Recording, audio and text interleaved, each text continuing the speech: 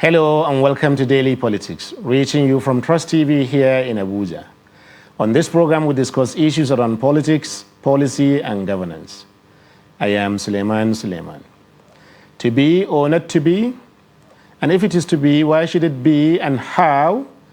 These are the questions we ask today on our very first edition of the candidate series on Daily Politics, a series of this program where we put aspirants and candidates in the 2023 elections on the hot seat. For you, the Nigerian voter. And on this first edition of the series, I have with me Alhaji Mohammed Hayatudeen, an economist, banker, and one of Nigeria's foremost private sector leaders who is aspiring for the President of the Federal Republic of Nigeria under the platform of the People's Democratic Party, the PDP. Hayatudeen is the chairman of the Renaissance Development Forum and former chairman of the Nigerian Economic Summit Group, NESG. He was the Group Chief Executive Officer of the Northern Nigeria Development Corporation, where he was responsible for providing leadership, direction, and oversight to more than 140 subsidiary and associate companies under the group's portfolio. However, he is more well known as the man who transformed the Federal Savings Bank into a viable commercial bank under a new name, FSB International Bank, in the 1990s. He is presently the Vice Chairman and Chief Executive Officer at Alpine Investments, in addition to sitting on the board of several other companies. But today he's our guest on the candidate series on Daily Politics as a presidential aspirant of People's Democratic Party. Welcome to Daily Politics. Thank you. But before we go on, we'll take a short break. When we return, we'll have him right here for you. Stay with us.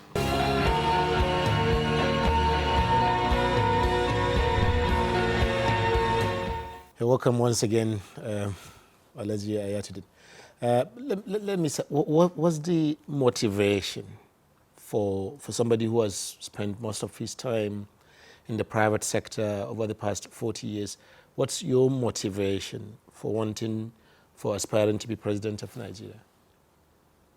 So there are quite a couple of reasons. One is that I'm a man of diversified skills and experience.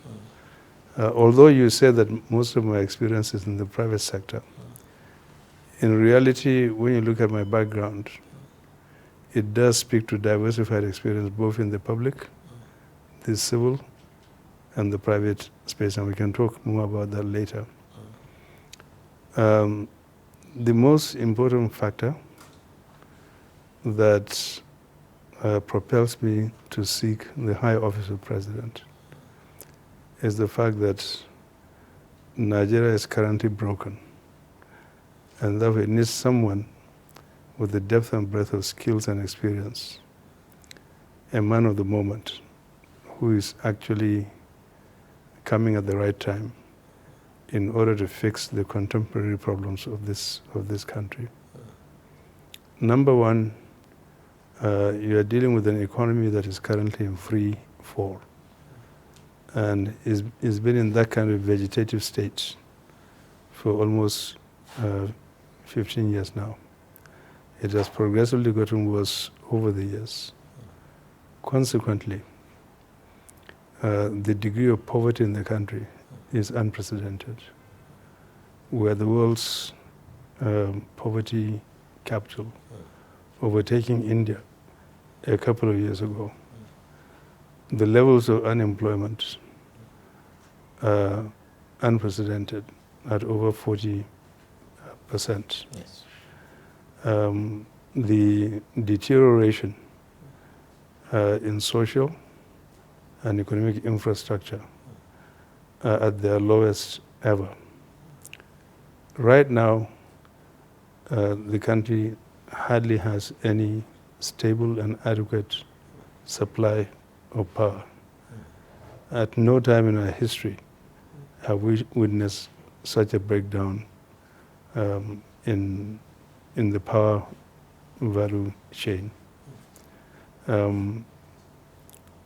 15 years ago, the country was more or less socially stable. Incidents of insecurity were actually far and between. And now the country has become so combustible that almost every part of this country is facing one national security crisis or the other. And therefore, having had this depth and breadth of experience, and given my current station in life, I feel that people like me and others cannot be bystanders. It is important to exercise our civic duties and show a great deal of citizenship in participating in the political process. So these are my prime motivations. Interesting. As you're speaking, I was wondering whether to think of you as a politician or as a technocrat or both, because the regular politician aspiring for any office will say some of these things. What are those unique attributes that you feel you have that the current political landscape does not provide for Nigeria and Nigerians, that you are bringing on the table that makes you a special aspirant, a special candidate that Nigerians should pay attention to? So number one, I feel I'm a very special breed. One, because of my trajectory through life. I was extremely lucky to go to very good schools. Not that others haven't been, but it puts me in good stead. Number two, I became very cosmopolitan at a very early age and got exposed to all the nooks and crannies of this country. My father, being a veteran educationist, was never in one place. So we moved around all over northern Nigeria. So even though I was born in Borno State, I went on to Zaria, where I got exposed to the northwestern part of the country. And then I went to secondary school to the famous Kefi Gamon College in the then Benue Plateau State. And Government College was owned by the Northern Nigerian government. Therefore, all manner and shapes of people at our tender age were actually fully represented in that very important institution.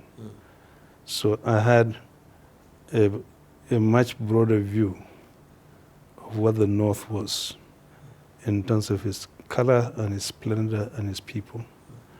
And so when you grow up in that kind of environment, you are not narrow-minded, but you take a very broad view of life. Second or third, I went to Ahmadu Bello University, which was actually a melting pot that brought all colors and stripes of Nigeria into the ABU. And what was unique about the ABU is not just the quality of education, which was virtually second to none, but also the fact that it brought, a lot of people from all over the country. So I have Nigerian blood flowing through my veins, all through. Having finished that, I then went for my NYS in Ondo State and then to the New Nigeria Development Company. And I dare say that the NNDC at the time was the single largest diversified holding company, the largest holding companies not just in Nigeria but south of the Sahara. Interesting. The whole continent. The whole continent, south of the Sahara, well, excluding South Africa. Yeah. And what that did to me was to actually enrich and deepen my outlook on life. It helped me to understand the complexities of managing a humongous, large-scale institution.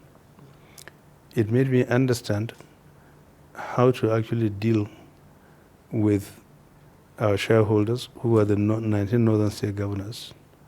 And at the time I was in office in 1984, at the age of 30, I had to deal with very senior major generals who were actually running these states. And obviously, there's a lot of push and pull when you are dealing with 19 states, each of which has its own unique sets of demands.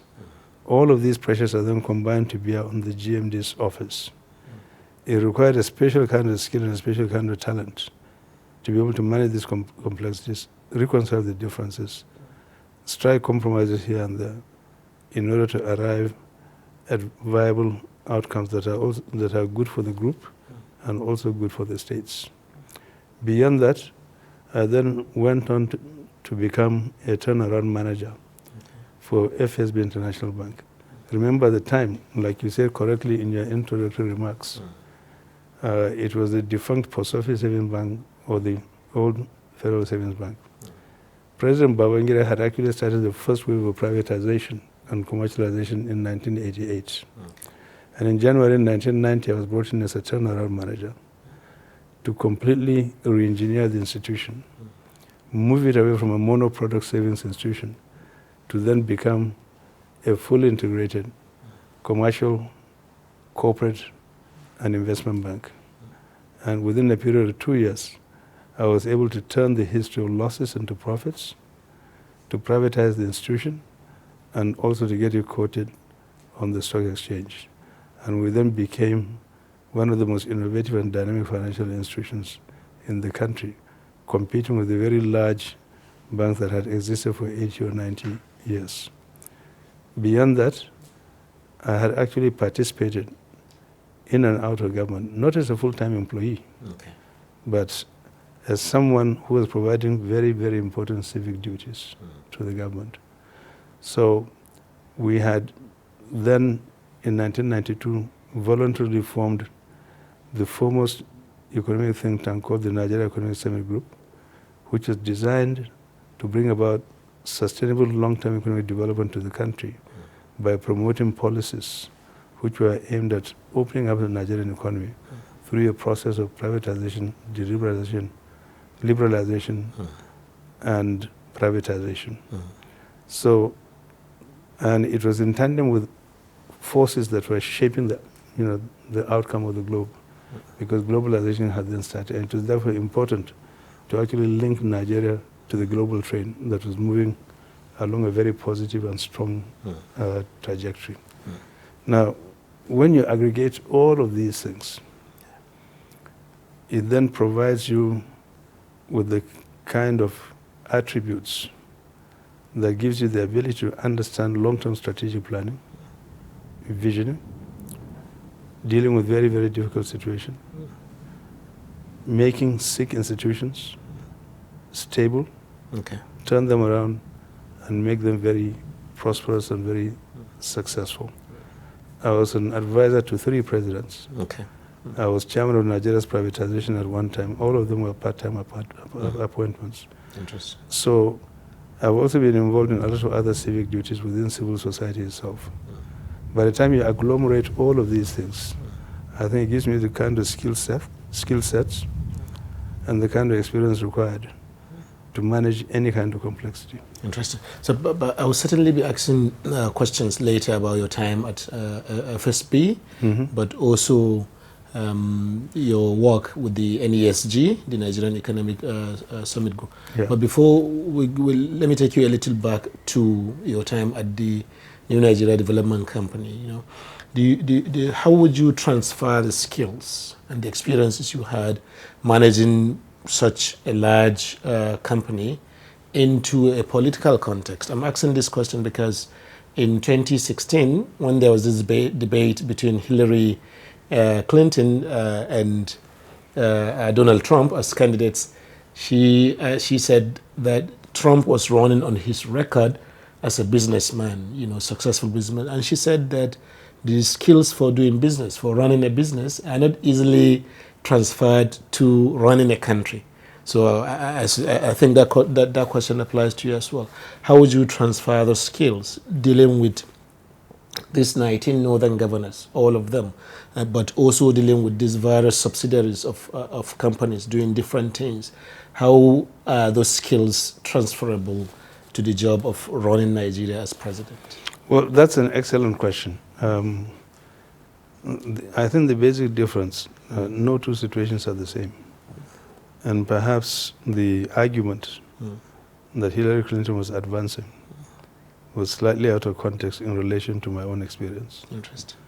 Donald Trump, through and through, has never touched government in his life, has never served, to the best of my knowledge, government in any capacity, other than just being a plain vanilla businessman who was largely in construction and properties all through his life. He's never held any kind of public office, even on a part-time basis. The second thing is that I beg to disagree with her. When people are involved in a debate, they can actually advance anything in order to put down an opponent. Like I was saying to a competitor station yesterday and the day before, there are examples in American history and even here in African history and Middle Eastern history of people who have risen to prominent positions of leadership to assume the prime ministership of a country or the presidency of a country. I make reference in 1920 to the election of Warren Harding. Okay. That was the first businessman ever. He was a publisher. And Warren Harding was then elected president of the US. Fast forward, 1928, Herbert Hoover was a mining magnate, became president. Harry Truman, the famous person who prosecuted the Second World War after the death of FDR, was an oil and mining investor. Jimmy Carter was a peanut farmer in Georgia, and when he was introducing himself for elective office, they asked him, "Who are you?" He said, "I'm a peanut farmer from Georgia." The two Bushes were both in the oil industry. More recently, Macron was actually an investment banker. Came out of the blues as an underdog to contest the presidency of France in his second term now. Nearer home, in the Middle East, Hariri of Lebanon. The billionaire businessman was able to bring about transformative change when his tenure was cut short through that very unfortunate assassination. But even more contemporary and more recent is Zelensky. Zelensky was actually a stand-up comedian. And today, he is on our television screens for the last 3 months, every single day. The quality of leadership, conviction, and courage that he's providing to Ukrainians is almost unbelievable. Yes. People made a lot of jokes out of him initially. So I would say in conclusion that there are certain traits about leadership and management skills that are universal. That when you get the opportunity, provided you have the strength of character and the training in any particular vocation, to apply it. And a leader is nothing but actually applying everyday common sense principles to a given task. And a leader does not make a tree does not make a forest. A leader is supposed to provide overall leadership, guidance, direction to a team of people who are experts in particular areas in order to carry out that job. So anybody who says that because you're not a politician, you cannot actually vie for the highest office in the land, I think is just saying these things in order to put out opponents. Thank you. I find your views quite fascinating. The different examples that you cite of people coming from with different experiences into leadership and still succeeded. But maybe some will argue then that these countries are generally stable democracies, you know, where you have rules and by and large people follow rules. What about Nigeria? You know, we always have, say, Nigerian factor, Nigerian 10. You know, so how would these things work in a context, particularly in a political context such as Nigeria's? What are your thoughts about how you want to make your leadership ideas work in a complex political system such as ours? So first of all, I do not believe in the Nigerian factor. Okay.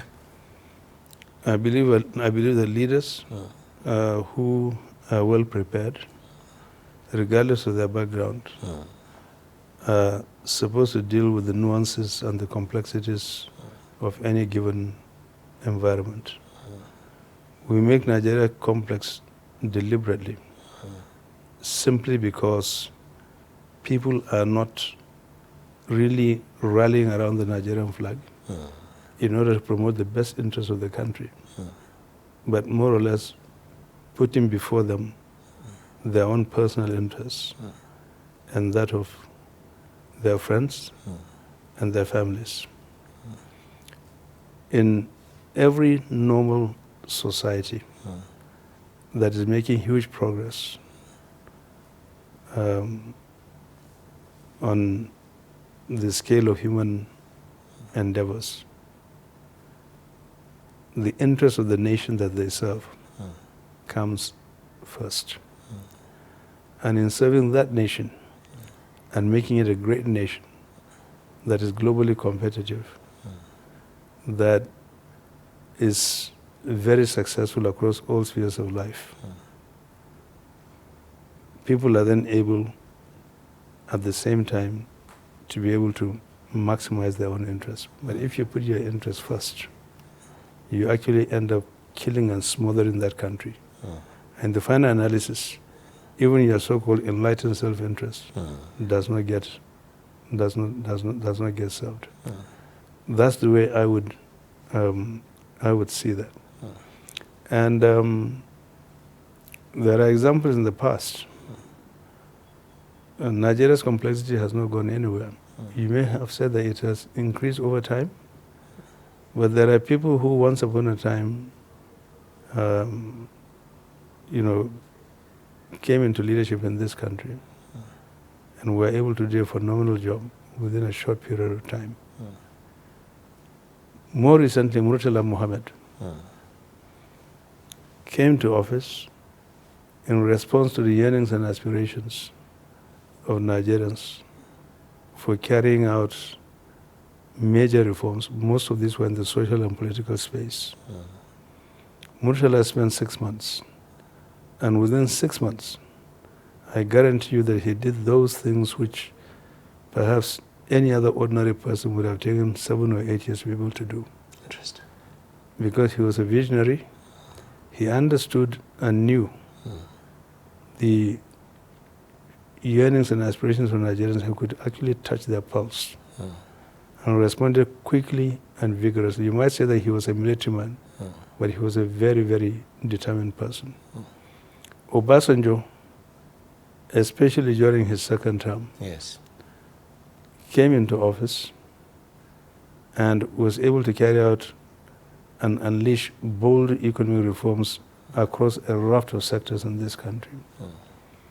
Some of the things that we are mentioning is that he had tried very, very hard to actually carry out major public sector reforms. And if you recall, he has set up several committees for purposes of doing that. In the economic sphere, he was able to expand the frontiers of liberalization, deregulation, and privatization. He carried out a lot of social engineering projects at the same time.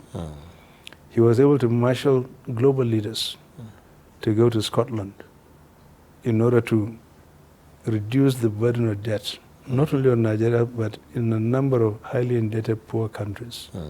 And only then was Nigeria released from the shackle of deeply embedded debt.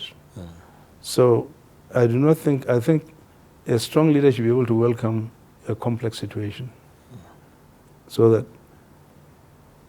he can then address that kind of complexity, marshal resources around, and carry people along with him in order to move a nation forward. Thank you. So that's quite fascinating. Maybe I take you back a little to FSB. Yeah. Because when I was reading about that bank yesterday, it just looked to me that, well, what the bank was then, it's more or less what the whole country is now. You know, you said earlier in your interview that the whole country is broken, you know, that not the savings were not there, you know, banks, it was under, you know, just as under as any bank could be. And then you came and you turned it around in 2 years, you know. So I was thinking that's that kind of fixing, you know, of something that is moribund, something that is not working, you know. Do you have a conception of Nigeria in those terms that, okay, things are not working now, that this is another FSB savings bank for me to fix the way I did much earlier in my career? Okay, so I think, again, I think this is a very good question. Let me begin by making a fundamental statement that leadership and management principles, like I said before, are universal. Human organizations are all the same and they behave more or less with the same kind of rhythm. What the differences are the issues concerning a particular institution at a particular point in time. That is, the conditions of the institution differ from one to the other. The second thing that is different is the times and the circumstances that we live in. Those were different times from what they are now. So, with regards to Federal Savings Bank, before I took it over, it was actually a very successful institution under colonial times. It was called Post Office Savings Bank. And so ordinary citizens actually went there in order to put their deposit, and they had their, these were ordinary citizens. In the very early 1970s, the Federal Ministry of Finance took it over and converted it into Federal Savings Bank. It was a major failure simply because it was owned by government and treated as an extension of the civil service. Recall that privatization of banks had actually started, and President Babangida had issued new licenses for new banks to come on board Private banks. around 1990. So consideration was given as to what to do with FSB, whether to actually give it to the undertaker or to give it a new lease of life. And they needed a turnaround manager. For me, when I came in, what I did essentially was to actually unbundle that institution, diagnose it, understand the underlying structural and operational problems, and then came up with a range of prescriptive solutions. One, if there was ever going to be any hope of turning it around, there were certain irreducible minimum conditions required for turnaround management. Number one, I needed freedom of independence. I did not want a board of directors, so something like a sole administrator. Number two, I needed the bank to be recapitalized. Three, to carry out wide-ranging reforms by actually sacking almost 80 to 85% of the staff. Some of them got absorbed back into the ministry. Number four, I needed it to be recapitalized. Five, I didn't want to take over assets or liabilities that were incongruent with the business of the new bank. Six, I needed a brand new commercial banking license. And so President Babangida signed a decree transferring all of those moribund assets and liabilities to the Federal Ministry of Finance Incorporated, which is the investment arm of the Federal Ministry of Finance, so that the bank is actually completely shielded and insulated from all of the legacy issues of the old bank. So we were starting afresh. I needed the freedom and the independence to recruit very good people from major financial institutions. So at that time, Citibank was the greatest, followed by some of the new generation banks, and even the older generation like Savannah, like Afribank, etc. We were able to get the best and the brightest, about 70 of them, to actually start off the bank. I killed about 49 of the branches. Interesting. Because they were of no use. And I just retained the flagship branch at Awolo Road and started building my own new set of branches. I was given unfettered freedom to actually set up conditions of service almost identical to that of some of the best banks, so I can recruit the best and the brightest. And then I unleash all of that entrepreneurial energy on the part of my staff to go and do and exercise their imagination and skills. And finally, we were then able to go out there to provide the best possible pitch and proposition to customers. So we took away some of the best customers that some of the other banks had and brought them into our portfolio. So linking that to Nigeria. Yes. Like I said, no two institutions are the same. Nigeria is a very different kind of animal. But what Nigeria requires now is that fundamentally it is facing major structural economic problems. And every nation at a particular point in time, faced with certain constraints and certain conditions, gets a man that it requires for the moment. And I believe that I am that man who will be there to fix a broken system. Some people are good for peacetime, others are good for wartime, others are good for times when there's economic turmoil. General Yakubu Gowon was excellent for purposes of prosecuting the civil war. But more importantly, being a very good Christian, he was able to come up with this notion of the three R's. Reconciliation, rehabilitation, reconstruction. It goes down into recorded history around the world that he's the one person who was able to integrate people who were once his opponents so quickly into the mainstream of society that people had virtually forgotten within a period of 3 years that we had actually fought a civil war, other than those who were carrying the scars of war on both sides. Thank you. As you were talking about how you dealt with FSB, it's quite fascinating, because if one can solve one problem, one major problem in society, one can draw from those experiences and then apply them to elsewhere. If you were to single out one question, one issue, one major problem in Nigeria that Nigerians can expect to be solved, in your administration, what would it be? Thank you. That issue would be national security. Interesting. Because once a president raises up his right hand and takes that oath of office, central to that oath is that he has a responsibility to actually protect Nigerians from all manner of harm and to ensure that they feel safe in their homes, on their streets, in the highways, and to also defend Nigeria from external aggression.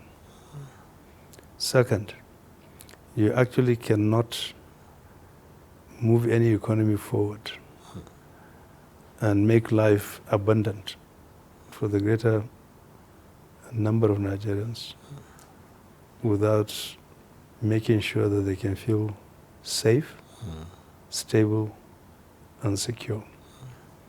And therefore, I will first and foremost deal with the issue of national security as a major priority. Interesting.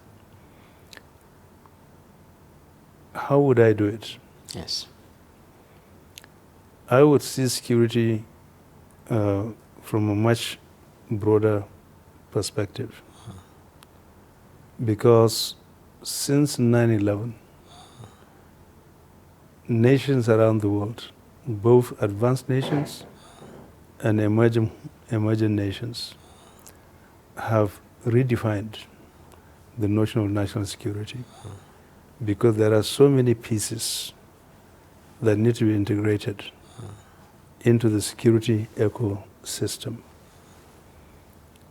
So for modern countries, energy security, economic security, food security, environmental security, security from a military perspective, are all very important components. because they are interlinked. Reason being, Nigeria is facing a major strife today, mainly because of the very deplorable social and economic conditions.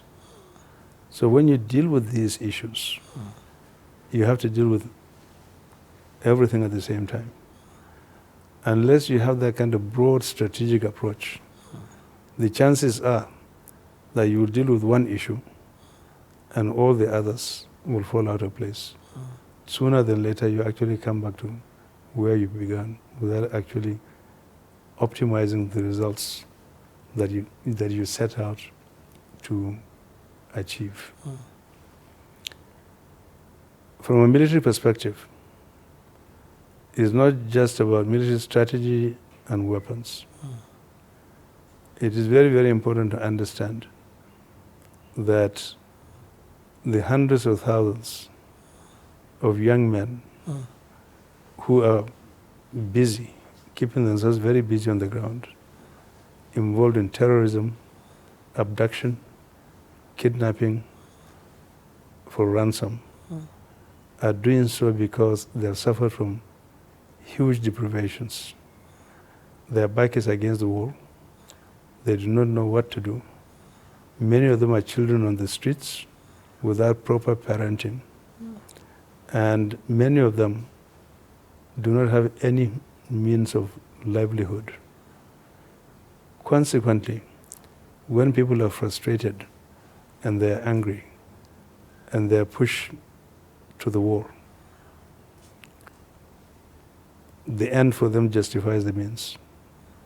So someone who cannot earn 10,000 naira in a year, he just cannot see it.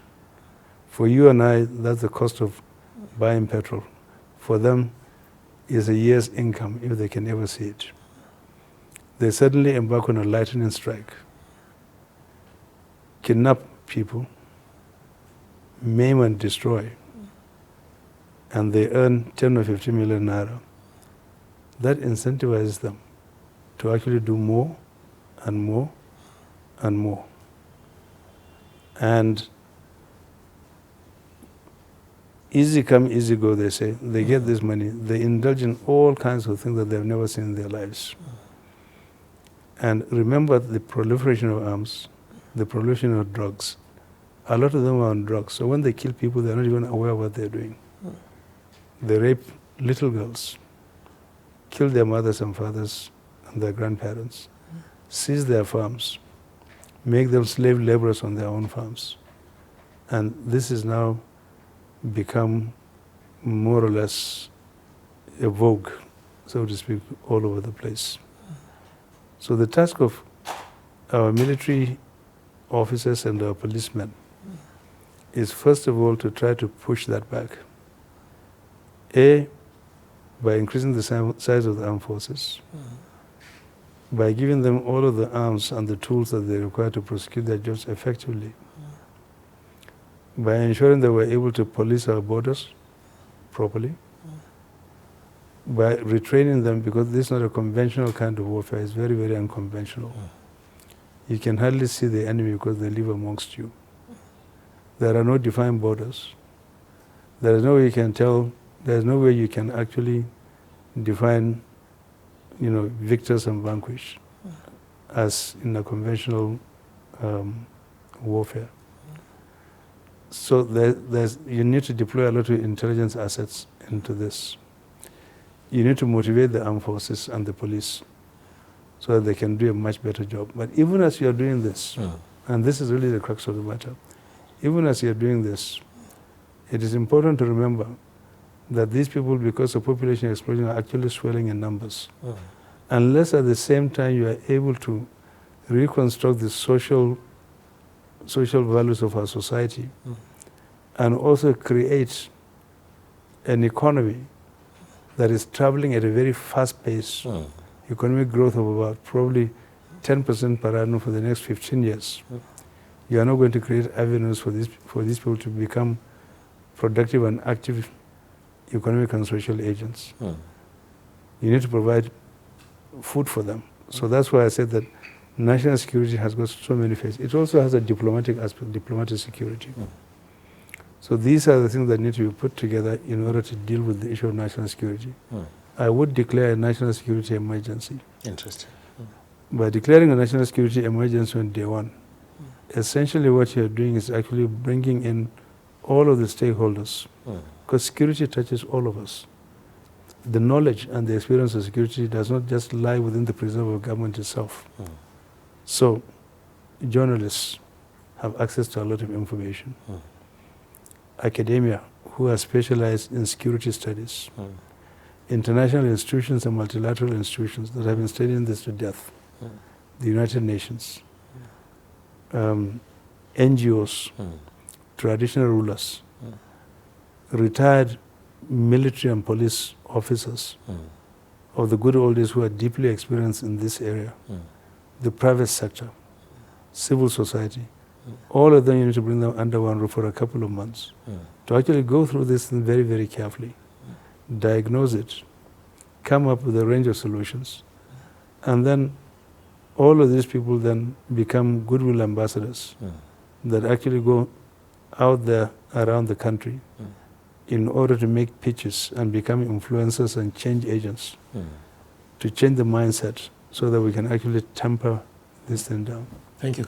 Well, it is not often that Nigerian politicians actually speak about what they want to do or speak about how they are going to do it and at length, as you are doing now. So it's quite interesting. But first, you need to cross two hurdles, before you get to do those things as Nigerian president. You need to win the primary ticket and also win the general election, But so the primary, you're having PDP screening later today. Correct. So how is your relationship within the PDP for someone who has not always been in politics, or at least not always been known to be in politics, and in a context where governors control a lot of the delegates that are going to vote in the primary elections? So, number one, I'm not a newcomer to the Nigerian scene. Okay. I know I started extremely young at the age of 30 as chief executive of NNDC. But I think the crucial thing to remember is that I've been a public figure in this space for a very long period of time. My antecedents are well known.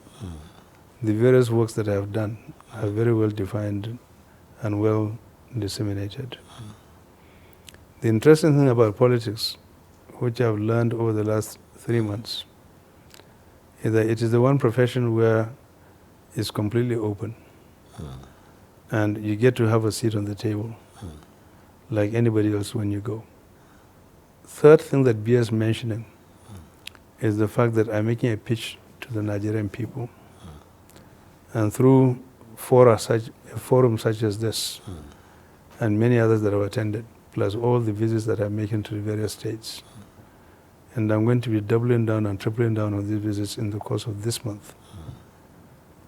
It gives me an ample space to actually clearly demonstrate who I am, what I stand for, and what it is that I intend to offer to Nigerian people that is going to be uniquely different from what anybody else is offering.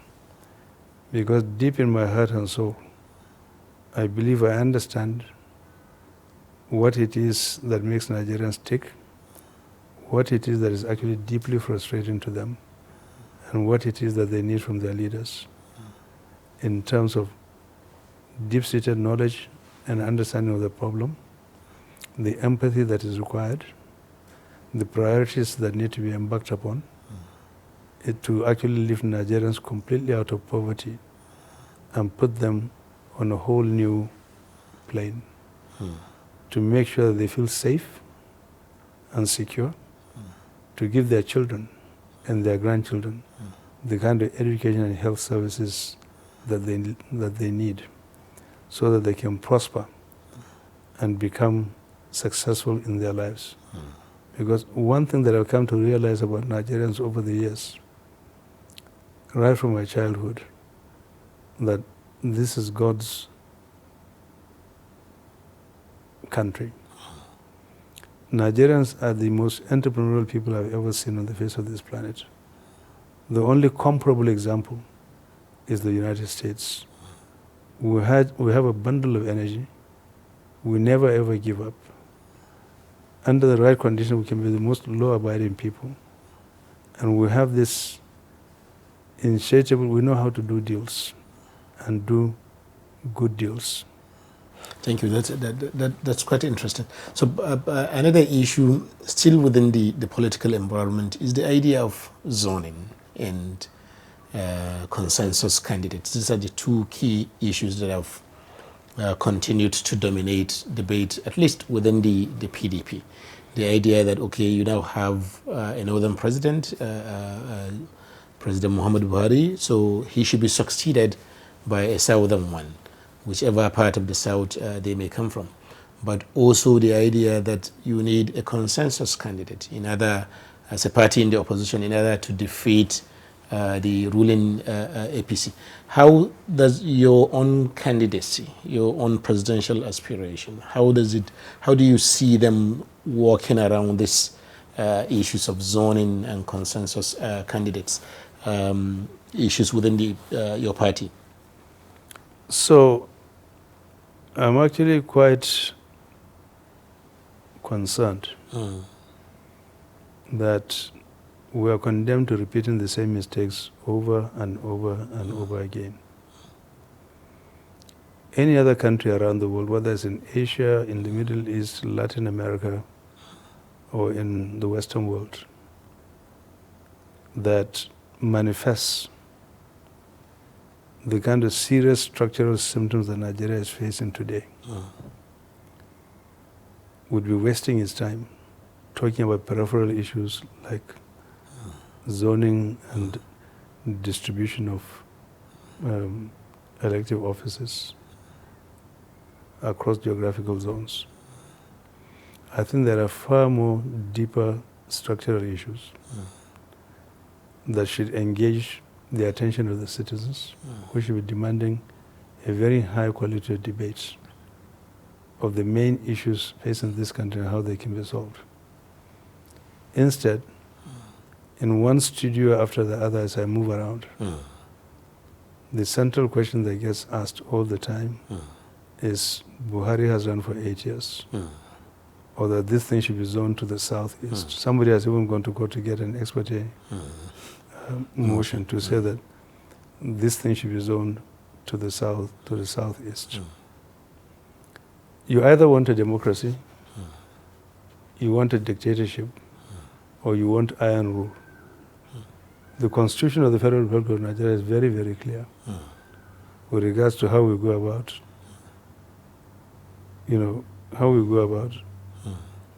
conducting elections and declaring the process of winners and losers.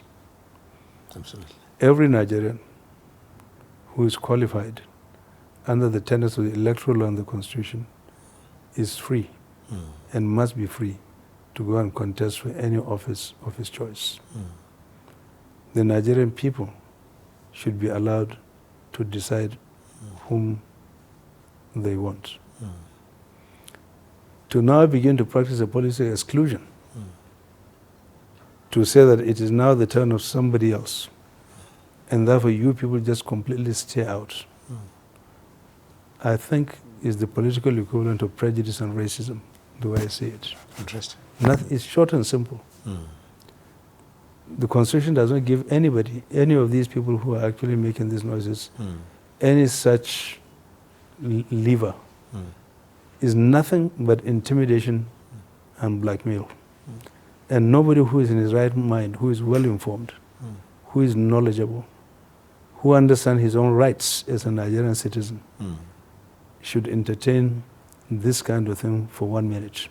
Thank you. Maybe we can talk about your ideological worldview, because that affects how people think, especially when they're in leadership, how they view the world, and more importantly, their policies.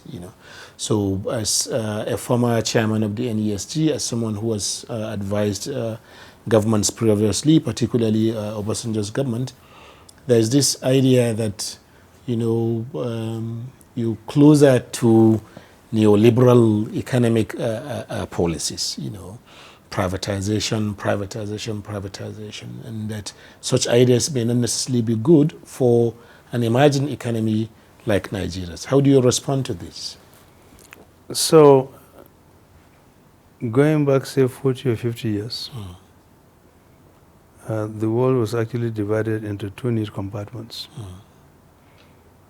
There were free enterprise economies, mostly in the West, and there were socialist and communist countries, which were the Soviet Union, China, Cuba, North Korea, and the like. And in between, there were countries that were non-aligned. Fast forward, with the collapse of the Soviet Union and the dissolution of the Iron Curtain in the 1980s under Gorbachev, any student of contemporary history or contemporary economics would tell you that today, apart from North Korea and Cuba, and even Cuba is shifting a bit, every other country is actually living in a liberal, democratic setting. And therefore, it is important for Nigeria to actually read world trends and position itself so that it can lock itself squarely in the direction in which the world is going. It wasn't by accident that it was decided for Nigeria to actually begin a wave of reforms. And we have seen the benefits of these reforms. Time is short. I'm not going to mention them, but there are plenty.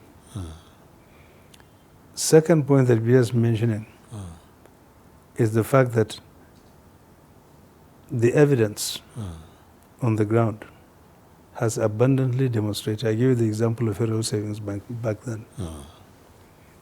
Every major public institution, especially those that revolve around the economy, that were owned by government, have failed in such spectacular fashion.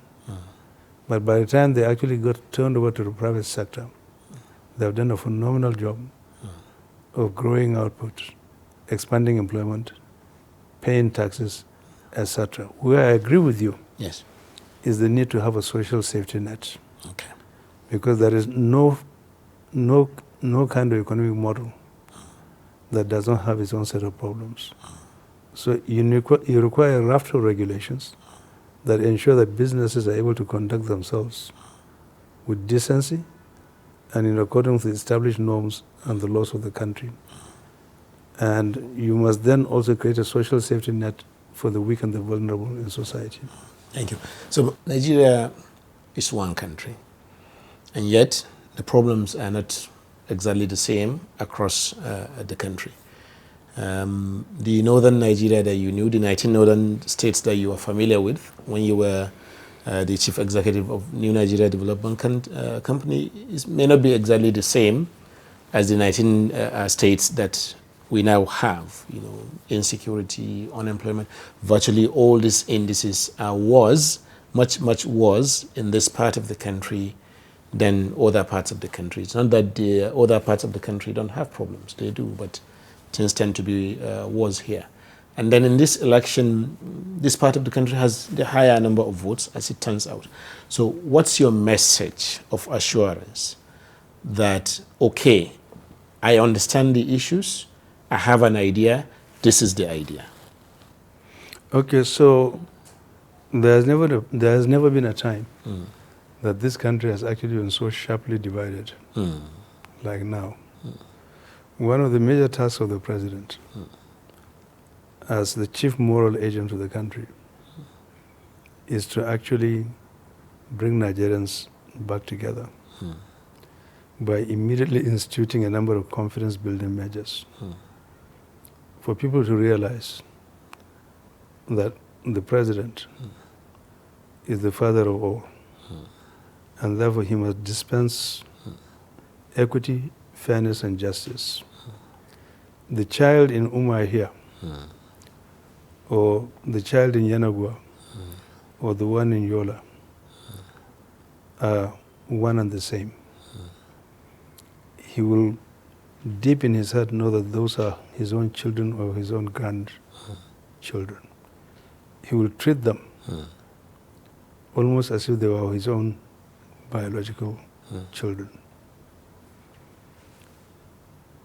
Every job that is available must be open to all. And that's what I've done throughout the length and breadth of my career. Everywhere I was, I've been in Lagos, by the way, for the last 32 years. I made sure that I was able to assemble a phenomenal team of young men and women from every nook and cranny of this country. So it was a mini Nigeria, actually, who were able to deliver outstanding results. That should be the approach to the presidency. There should be no discrimination whatsoever.